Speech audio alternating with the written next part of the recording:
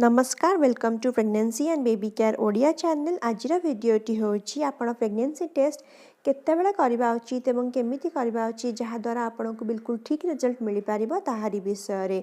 Pregnancy test आपन सब बेले पीरियड मिस हेबा परे ही करंतु। पीरियड मिस हेबार गोटे सप्ताह पर जो टेस्ट करके रिजल्ट बाहरे से रिजल्ट एकदम ठीक रिजल्ट बाहरी थाए। कई लोक रिलेशन रखिबार 15-20 दिन पर टेस्ट करथांती तेबे से पीरियड मिस हवा पूर्व जदि आप ये टेस्ट करूँगी तेबे ये टेस्ट केबे केबे ठीक बाहर एवं अधिकांश समय भूल भी बाहरी पारे। तेणुक सब बेले पीरियड मिस हवा पर गोटे सप्ताह पर आप ये टेस्ट को करंतु। प्रेग्नेंसी टेस्ट करने कि आपन को मेडिसिन दुकान रू यही भाव में गोटे प्रेग्नेंसी टेस्ट किट किनिबा को पड़ी थाए। जो किट को किनिबा समय आपन यार एक्सपायरी डेट और मैन्युफैक्चरिंग डेट देखिकी किणतु। जो किटा जिते नुआ थी से रिजल्ट से ठीक आसब।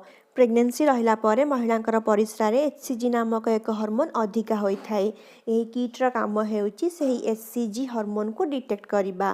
आपण सकाळ जेतेबेले परिस्रा करूछंती सही परिस्रा रे सबठु अधिका परिमाण रे एचसीजी हार्मोन थाए। काहेकि ना आपण सकाळे सोई उठिबा परे कम से कम 4-5 घंटा परे आपण परिस्रा त्याग करूछंती तो सही परिस्रा रे एचसीजी बहुत अधिका परिमाण रे मिली थाए एवं टेस्ट ठीक बाहरी थाए।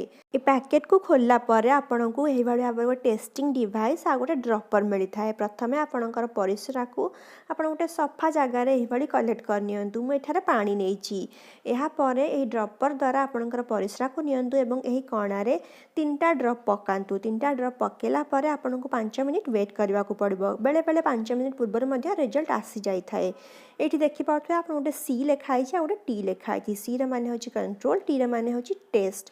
प्रथमे आपणकर सी पाखरे गोटे गार आसी थाए। यार माने होची आपणकर जो टेस्टिंग डिवाइस अछि सेटा ठीक अछि। एहा परे टी पाखरे जदि गार आसुची जदि हल्का फीका गार भी आसुची यार माने होची आपणकर टेस्ट पॉजिटिव अछि, आपणकर प्रेग्नेंसी रहिची। जदि सी पाखरे गार आसुची एवं टी पाखरे गार आसु नाही यार माने होची टेस्ट नेगेटिव अछि। जदि सी पाखरे गार आसुनी आ टी पाखरे गार आसुची किंबा दुटा जाक भितर को भी गार आसुनी आपणकर टेस्टिंग किट खराब अछि, आपणकर टेस्ट इनवैलिड अछि।